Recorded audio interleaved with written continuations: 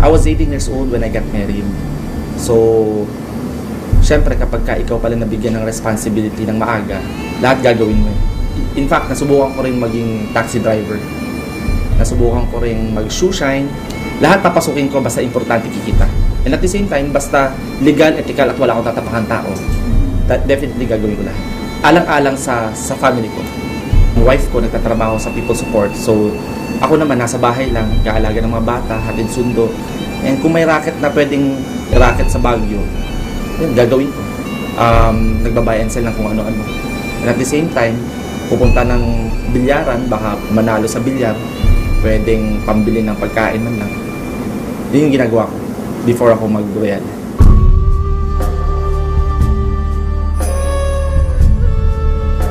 Yung wife ko naman, well-off yung family nila. That's the reason kung bakit din ako na-inspire dun sa mga in-laws ko.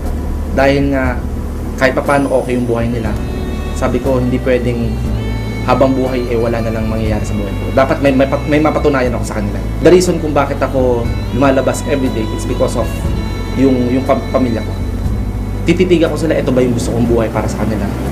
Gusto ko yung maibigay yung the best na buhay para sa family. Talagang nagdasal na ako kay Lord. Sabi ko, Lord, bigyan mo ako ng break. Bigyan mo ako ng isang opportunity na pwedeng mabago yung buhay ko. At pag nabago yung buhay ko, pagka ako nagkaroon ng break sa buhay ko, ibabalik ko rin yan sa tao. So, yun yung dumating si Royal. Actually, ang una kong tinignan nung pumasok ako sa Royal, yung nag-invite sa akin. So, na-inspire ako sa kanya. Tapos, pinunta niya ako dito sa Manila. Kinausap ko si Pres at saka si Chairman. Sabi ko, ibang klase yung management. Ibang klase yung vision nung may-ari. Ibang klase yung mancom ng Royal. Yun ang nakita ko sa Royal Business Club. Yung integrity at credibility ng may-ari at ng management. Ibang klase yung determination ng presidente at chairman. So kung determinado yung may-ari, mas, kumbaga, mahahawa ka eh.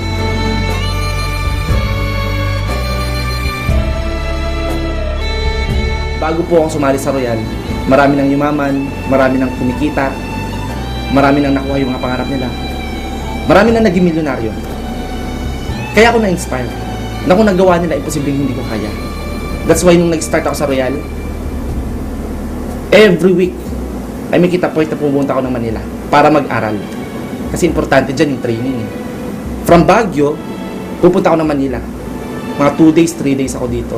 Wala pa akong pera at that time, nagre-rent lang ako ng apartel doon sa tapat mismo ng Royal. So, para mas madali, nagko-commute lang ako. Nagbabas lang ako. At habang nasa bus ako, umiyak ako, sabi ko, Lord, alam ko may mangyayari sa akin. Alam ko hindi mo ako papabayaan. Kumbaga lahat inalay ko talaga sa kanya. So, nung nasa bus po ako, actually, iniisip ko na bakit yung mga ibang kaibigan ko hindi naniniwala sa akin. Yun yung mga umaandar sa utak ko nun. Yung mami ko hindi rin naniniwala, yung mga kapatid ko, pamilya ko hindi naniniwala.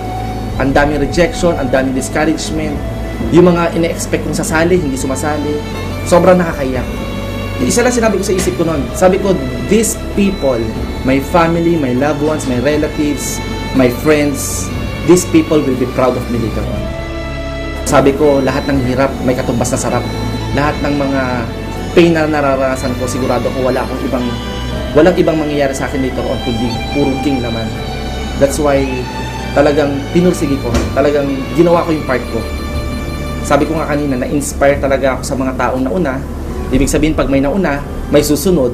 At ang mindset ko sa sarili ko, walang ibang kasunod kundi ako.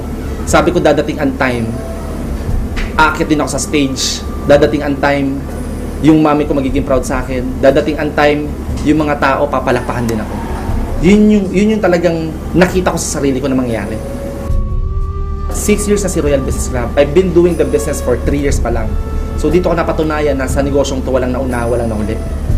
Basta masipag ka, mataas ang pangarap mo, at gusto mo bago ang buhay mo, definitely, pwede kang maging top earner ng Royal Business Club. Pwede kang kumita na malaki, at pwede mong unahan yung mga nauna. Importante dito yung relationship mo sa mga leaders. It's all about how you treat your leaders. In a relationship, there should be no expectations. Rather, there should be an acceptance. Just accept them kung sino sila. And eventually, yung process ng pagbabago ng attitude na sinasabi sa training, mangyayari din. So yun yung isa sa mga naging factor kung bakit ganito yung nangyari sa akin sa Royal. Maganda yung pakikisama natin sa mga tao. And ang nakakatuwa po nito, in a very short span of time, pwede mo talaga makuha yung mga gusto mo.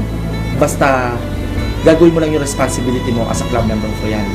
That's why, nung nag-member ako ng Royal, after 2 months of doing the business, nabilong po ako agad sa top ng Royal. After 4 months, nahit ko po agad yung travel incentive going to Hong Kong. And then after that Hong Kong, na-acquire ko yung brand new Mitsubishi Montero. So in just a matter of 6 months, nabili ko agad yung pangarap kong kotse.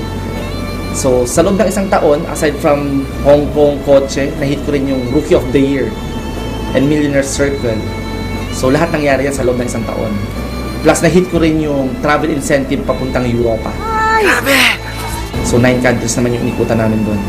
So on my second year naman, na-acquire ko na tong condo unit ko.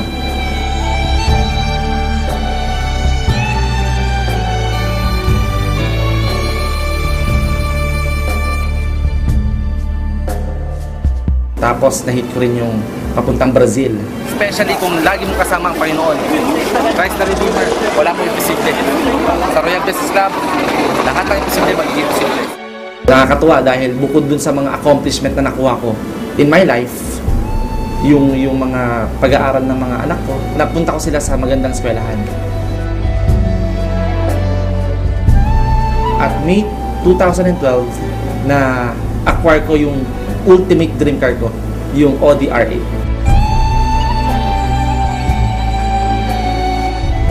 Amazing. Amazing yung nangyari sa buhay ko. At the same time, yung mami ko, nabilihan ko rin ng sasakyan. Kaya nakakatuwa dahil, alam mo yun, yung mga mahal mo sa buhay, kahit papano, hindi lang yung personal na pangarap ko, kundi pati yung mga pangarap mismo ng mga mahal ko sa buhay, nabibigay ko. At the same time, nakakatulong ka rin sa mga ibang tao. Kaya sinabi dati, dito ako kumukuha ng pambili ng diaper, pambili ng pagkain. Pero ngayon, ginagawa ko na lang siyang hobby. Ayan, mo.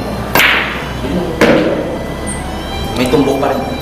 Ibang klase lifestyle ko ngayon magmula nung nag-Royal ako. Kasi before, kung saan ko gustong pumunta, hindi ako makapunta dahil wala akong sasakyan.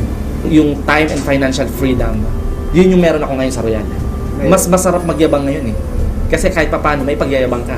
Unlike before, ang meron lang talaga ako yabang. Yabang lang eh. Pag tinanggal mo yun, walang-wala na ako eh. Pero nung nakita ko si Royal Business Club nga sa buhay ko, sabi ko, grabe, dito ko papatunayan yung yabang ko. Na meron ako patutunguhan sa buhay ko. Mabuti na lang nasa tamang kumpanya ko. Kasi kung hindi ako nasa tamang kumpanya, malamang wala rin mangyari sa buhay ko. Hindi ito ibang kumpanya eh.